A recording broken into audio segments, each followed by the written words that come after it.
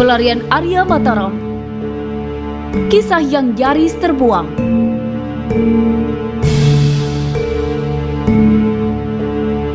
Dalam episode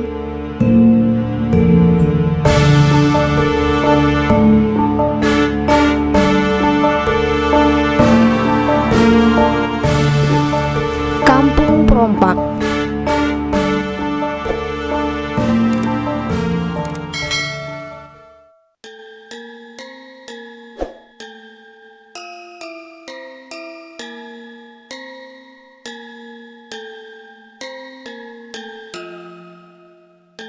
Raden Kuning langsung menyerang perompak yang ada di depannya.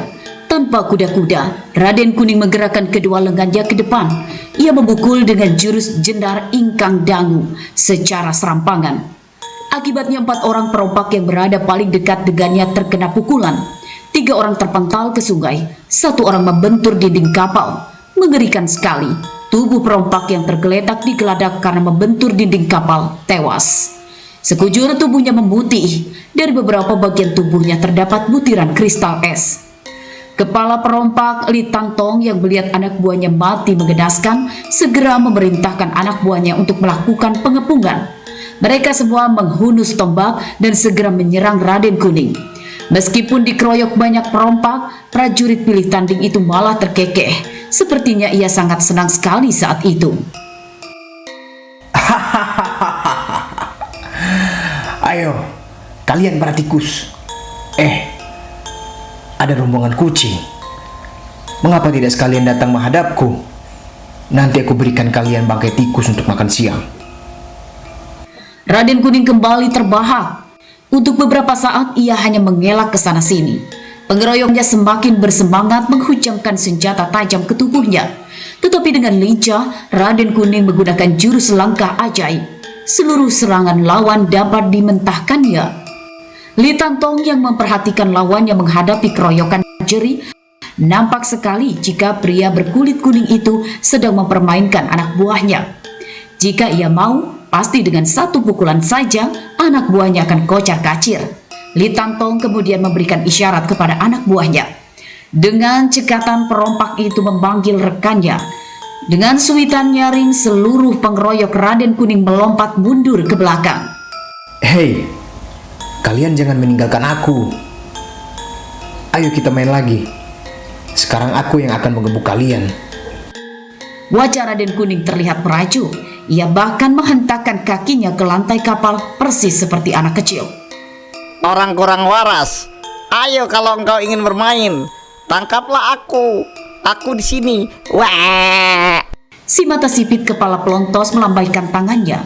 Melihat ada orang yang memanggil, Raden Kuning tanpa pikir panjang langsung berkelebat menuju tempat kepala pelontos berdiri.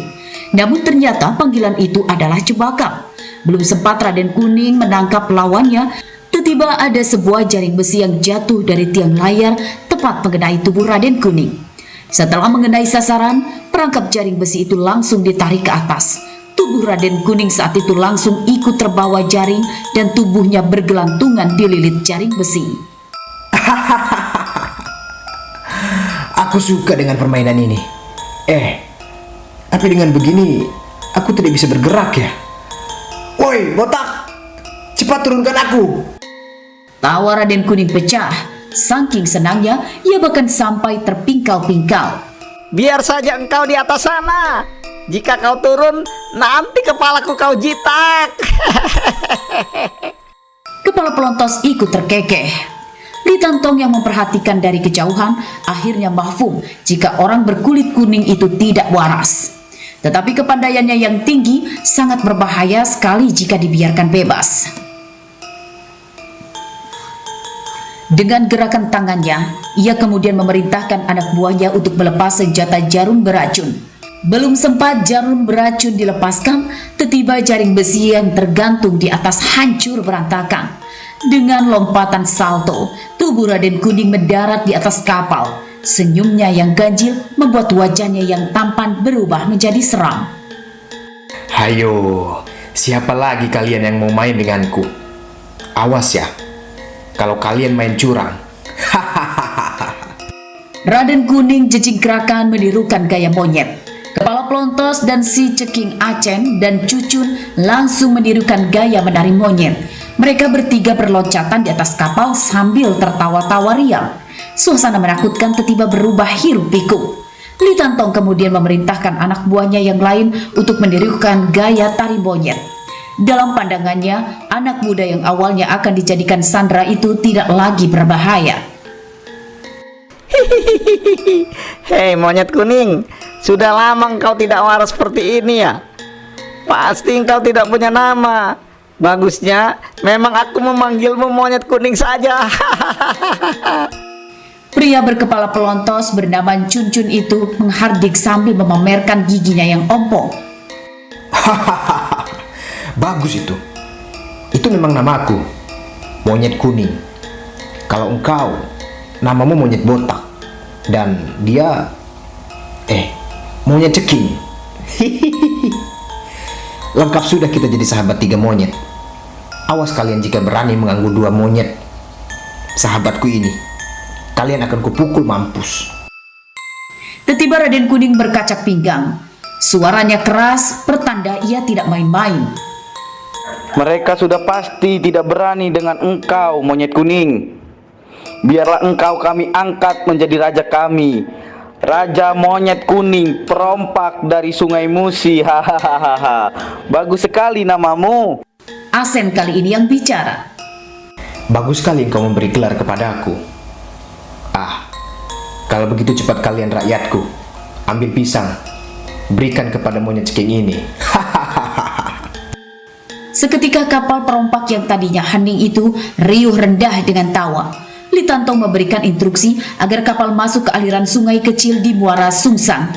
Di sanalah memang tempat markas para perompak Hokian. Kapal perompak itu akhirnya sandar di sebuah dermaga kecil yang terbuat dari kayu. Hari telah meninggi ketika mereka turun ke daratan. Raden Kuning turun ke daratan dengan cara berbeda.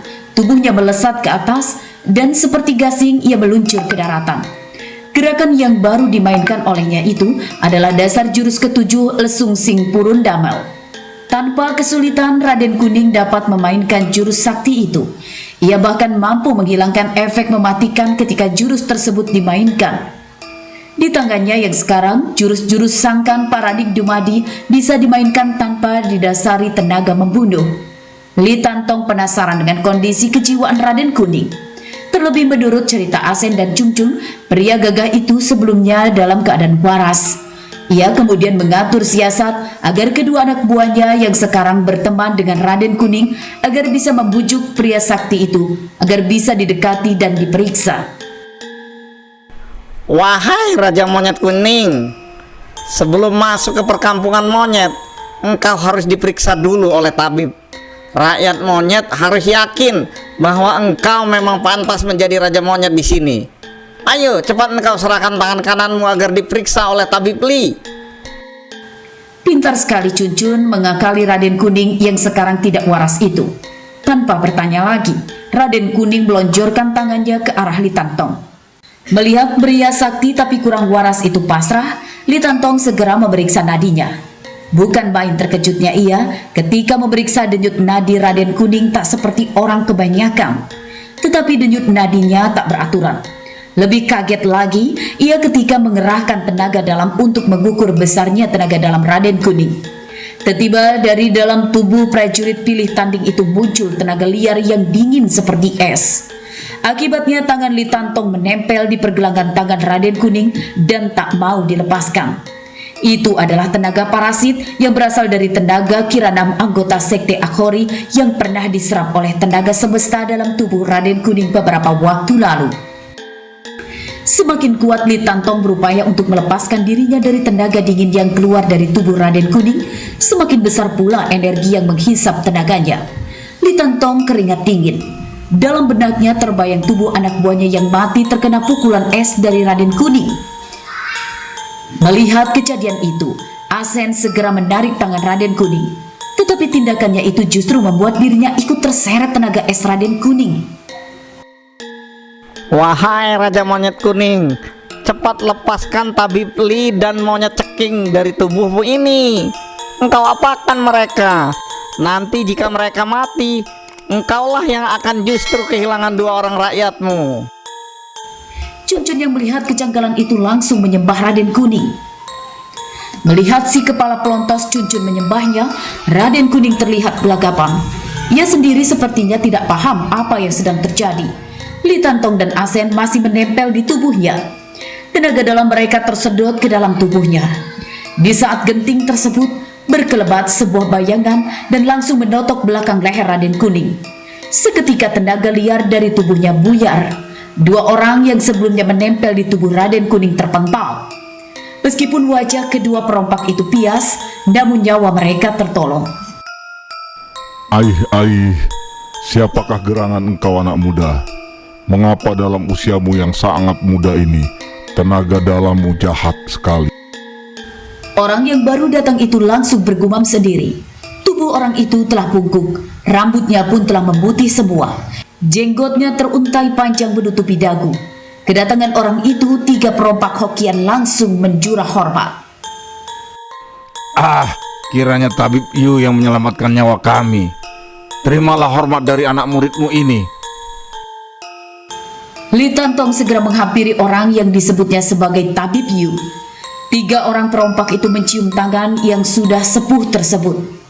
Ya, orang tua berambut putih itu adalah Tabib Yueren. Ia masih terhitung kerabat Chen Zuyi, kepala perompak Hokian di perairan Palembang yang dihukum gantung oleh Kaisar Yongli. Kepandaiannya dalam ilmu pengobatan sudah sangat langka dan ia telah lama menyepikan diri di perkampungan Hokian yang diketuai oleh Li Tantong. Hei orang tua, bagus juga tongkatmu itu. Ayo, sekali lagi kau pukul aku dengan tongkat itu. Rasanya pening di kepalaku ini bisa hilang jika terkena pukulan tongkatmu. Raden Kuning yang tadi sempat duduk terdiam, tiba-tiba kumat lagi gilanya. Hei anak muda, aku bisa saja menolong dirimu, tetapi syaratnya engkau harus menurut apa yang aku perintahkan. Tabib Yu kemudian meminta Raden Kuning untuk mengikutinya masuk ke areal permukiman perompak. Ayo monyet kuning, kita ikuti Tabib Yu. Di tempatnya banyak pisang yang bisa kita makan. Kita harus berbuat baik dengan orang tua itu supaya dia mau memberi jatah pisang. Cuncun kembali merayu Raden Kuning agar mau mengikuti Tabib Yu. Hanya sependidih air, mereka telah sampai ke perkampungan perompak. Rumah-rumah itu kesemuanya terbuat dari kayu. Ada puluhan rumah yang berjejer membelakangi sungai. Kedatangan mereka disambut oleh anak-anak kecil. Melihat banyak anak-anak yang mendekat, Raden Kuning kumat gilanya. Ia kemudian cicingkrakan menari menirukan gaya monyet sehingga menarik perhatian anak-anak. Wajahnya yang tampan dan senyumnya yang ramah membuat anak-anak di perkampungan perompak tidak takut dengan ulahnya. Mereka malah di sepanjang jalan mengikuti Raden Kuning meniru gaya monyet.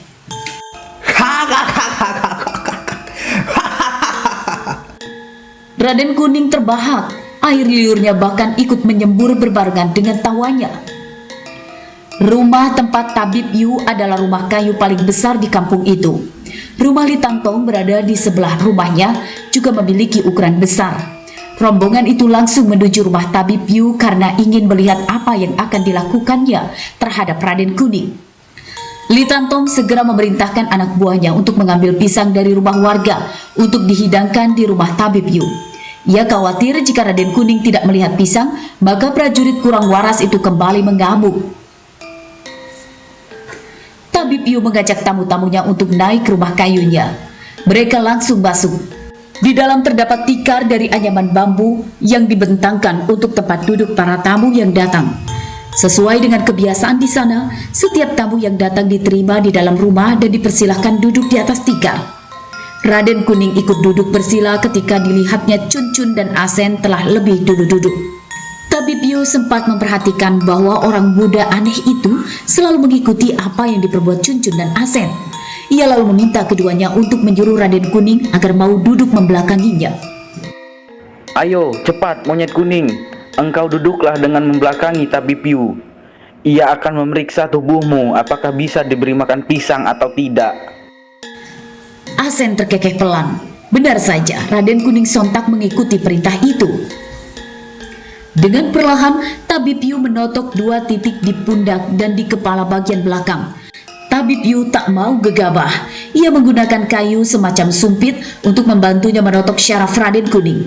Totokan di belakang pundak berhasil, tetapi ketika memberi totokan di belakang kepala, Tabib Yu kaget. Ada gulungan tenaga besar sekali menolak totokannya. Akibatnya sumpit itu tertolak dan tidak berhasil melumpuhkan syaraf di bagian kepala belakang. Sudah kuduga, anak muda ini pastilah kehilangan kewarasannya karena mengalami luka di belakang kepala. Aneh, ada tenaga asing yang melindungi bagian kepalanya ini. Aseng, coba kau perintahkan ia agar tidak melawan.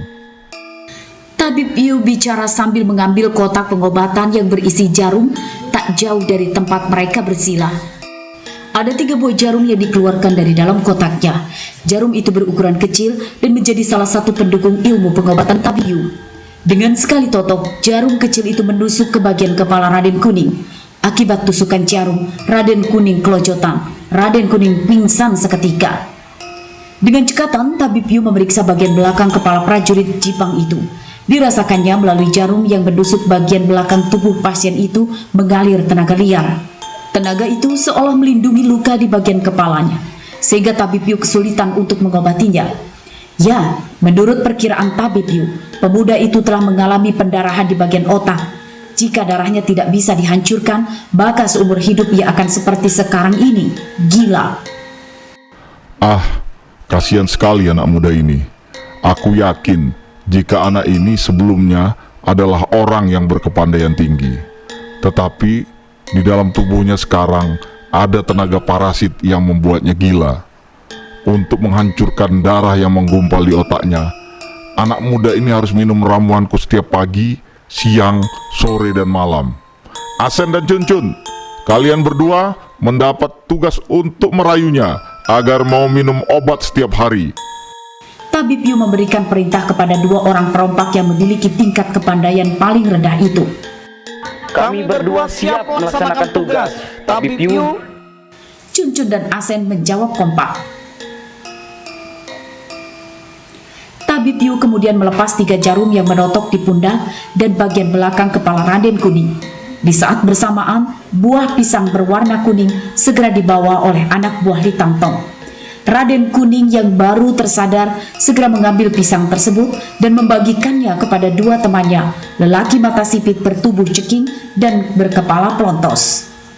Hehehehe. Ayo kita makan pisang ini, monyet ceking. Jika sudah kenyang, baru kita bagikan kepada monyet-monyet lain di tempat ini.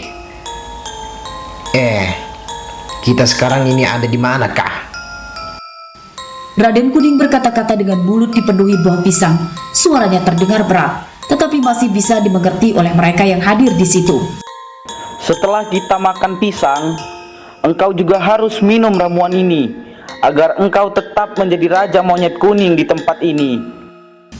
Asen melirik temannya sebelum akhirnya terkekeh. Kedua perompak itu seperti menikmati sekali tugas barunya sebagai pengasuh Raden Kuning. Tanpa banyak tanya, Raden Kuning langsung merebut mangkok porselen berukiran tulisan kanji itu. Tak berpikir panjang, ia langsung meminumnya. Keanehan terjadi ketika ia telah menengguk habis ramuan Tabib Yu. Tubuhnya langsung berkelojotan dan dari bagian kepalanya mengeluarkan uap panas. Li Tangtong yang ikut menyaksikan keanehan itu hanya dia mematung sebelum akhirnya Tabib Yu sendiri yang memberi penjelasan.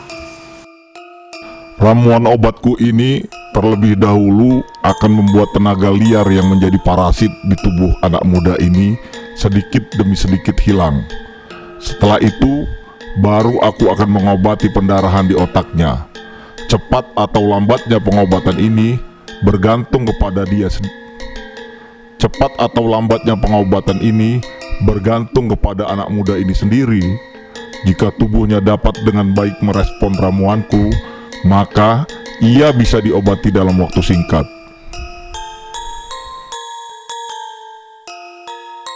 Perkampungan perompak di Muara Sungsang berkaitan erat dengan sejarah keberadaan perompak Chen Zuyi.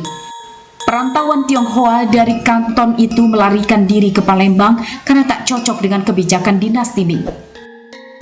Ketika itu, Cina memberlakukan haijin berupa pelarangan melaut untuk berniaga secara mandiri ke luar negeri bagi seluruh warga Cina. Akibatnya, pedagang Cina, khususnya yang berasal dari kawasan pesisir dengan pelabuhan internasional besar dan terkenal macam Kanton, merasa dikerangkeng ruang gerak mata pencahariannya sesudah haijin diberlakukan. Beberapa di antaranya memilih melawan haijin agar kebutuhan hidup mereka yang utamanya bersandar pada jual beli dengan negara lain lewat jalur maritim bisa tetap terpenuhi. Pada masa era dinasti Song berkuasa, para pedagang Cina dapat bebas melakukan transaksi luar negeri dengan aman. Latar belakang pemberlakuan haijin tersebut karena dinasti Ming tak rela kehilangan pundi-pundi pajak dari para saudagarnya. Ketika itu, banyak saudagar kaya asal Cina yang kabur keluar Cina karena tak sepakat dengan haijin. Di era Kaisar Yongli diberlakukan pengampunan bagi saudagar yang mau pulang ke Cina setelah lama bersemayam di luar negeri. Bahkan Kaisar Yongli berjanji menghidupkan kembali usahanya sepanjang saudagar tersebut berjanji menjadi warga Liangmin. Orang Tiongkok yang kabur dan sembunyi di luar negeri kalau tetap bersikeras tidak mau bertobat pulang ke Tiongkok, kedinastian akan menggerahkan bala tentara untuk jauh. Padahal sebelumnya dinasti Ming memberlakukan barang siapa yang berani melanggar haijin dan melanggar perniagaan secara mandiri dengan negara luar pasti akan dihukum berat. Kebijakan itu kontradiksi. Chen Zuyi dan Liang Daoming, saudagar dari Kanton, menjadi buronan paling dicari karena nyata-nyata berani menentang kaisar dan melarikan diri keluar Cina. Keberanian Chen Zuyi bahkan tidak saja dalam hal melanggar haijin, tetapi juga merompak kapal dagang dari Tiongkok yang melintas jalur sutra laut di sekitar perairan Palembang. Liang Daoming kemudian terpaksa pulang ke Cina di masa dinasti Ming memberlakukan pengampunan bagi warganya yang lari ke luar negeri. Ihwal keputusan untuk pulang karena anaknya dijadikan sandera pemerintah. Setelah mudik ke Cina, usaha perdagangannya di Palembang tetap berjalan karena dijalani oleh asisten kepercayaannya Xi Jinping. Namun di waktu yang sama, Chen Zuyi justru kian mendapatkan simpati dari masyarakat Palembang sehingga usahanya bisa bertanding dengan Xi Jinping. Melihat makin besarnya pengaruh Chen Zuyi di tanah Sriwijaya, dirasa bagai duri dalam daging bagi Xi Jinping. Naas bagi Chen Zuyi, Xi Jinping memanfaatkan kedatangan Laksamana Cheng Ho di perairan Palembang. Jinping membuat cerita tentang kebengisan Chen Zuyi selama di pelabuhan. Yang lebih memberatkannya adalah bahwa Chen Zuyi merompak barang-barang dari kapal pendatang asal Tiongkok yang melintas di pelabuhan lama Ciugang. Pasukan Cheng Ho kemudian menyerang Chen Zuyi dan membunuh lebih dari 5.000 orang pengikutnya, membakar 10 kapal, menawan 7 kapal, dan merampas 2 stempel perunggu lambang kekuasaan. Chen Zuyi kemudian ditangkap hidup-hidup.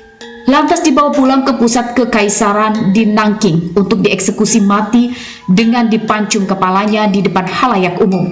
Berkat jasanya menyikap kebengisan Chen Zuyi, kekaisaran menganugerahi tanda jasa bagi Xi Jinping dan mengembalikan kepemimpinan besar pelabuhan lama kepadanya agar bisa kembali menguasai wilayah Palembang.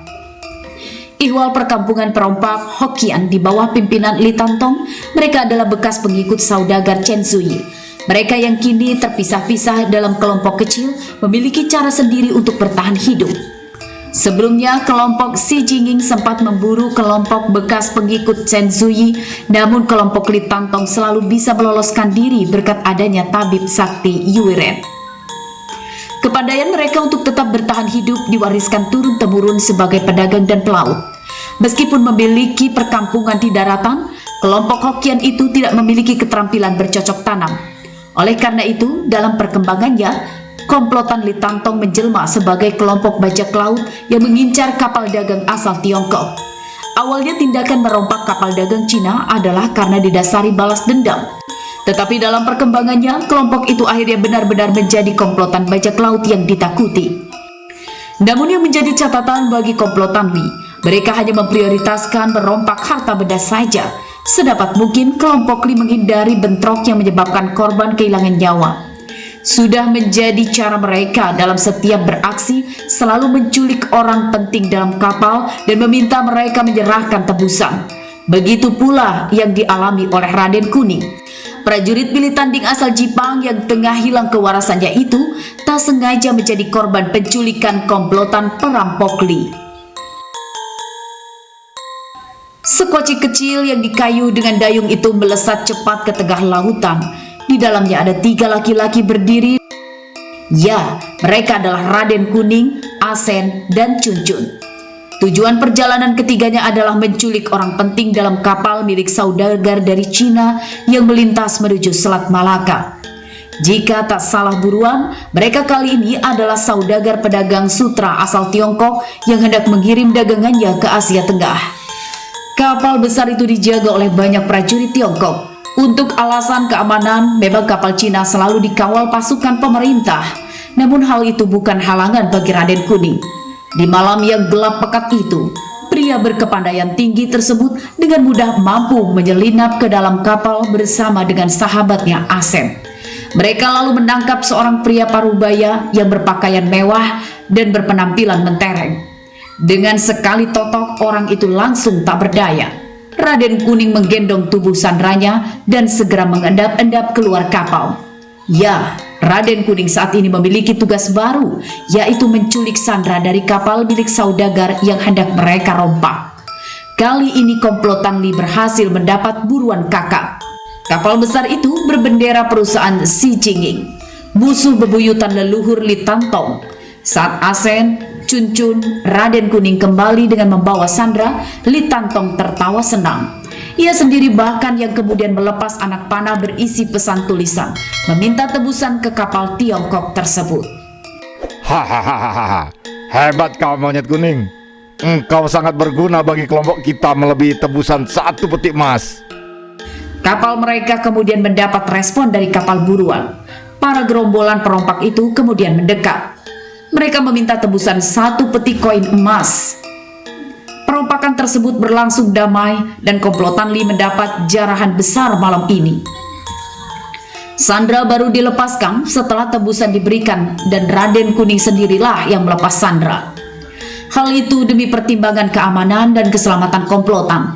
Dengan menggunakan kepandaian tingkat tinggi, tak ada halangan baginya untuk menunaikan tugas itu. Usai melepas sandra, Raden Kuning segera mengempos sekoci hingga mampu membalap laju kapal pemburu yang ditumpangi Li dan perompak lainnya. Bergabungnya Raden Kuning dengan kelompok Li itu akan menoreh sejarah baru dalam perkembangan komplotan Li Tantong di masa mendatang. Kedatangan mereka membawa hasil jarahan mendapat sambutan riuh rendah dari warga di perkampungan perompak. Mereka mengeluh-elukan Raden Kuning yang telah berjasa pada malam itu. Disambut bak raja seperti saat itu, Raden Kuning yang kurang waras malah menari. Gerakannya seperti monyet kegirangan, cicingkrakan ke sana kemari. Para kaum perempuan menguyuhkan sajian penganan dan minuman tanda mereka bersuka cita bak merayakan prajurit yang menang perang. Kegembiraan itu baru berhenti sampai larut malam. Raden Kuning yang kekenyangan bahkan tertidur pulas di teras rumah Tabib Yu setelah Asen meminumkan ramuan penyembuhan kepadanya. Perkembangan kesehatan Raden Kuning yang menunjukkan kemajuan sebenarnya menggembirakan sekaligus menjadi momok bagi Li Tantong. Dirinya khawatir ketika tawanan mereka yang kini telah jadi bagian keluarganya itu sadar, maka ia akan berbalik memusuhinya. Saat semua sudah terlelap, Li menghadap Tabib Yu guna menyampaikan kegelisahan hatinya. Aku terus berpikir, bagaimana jika si Kuning itu nanti sadar ia malah menerkam kita.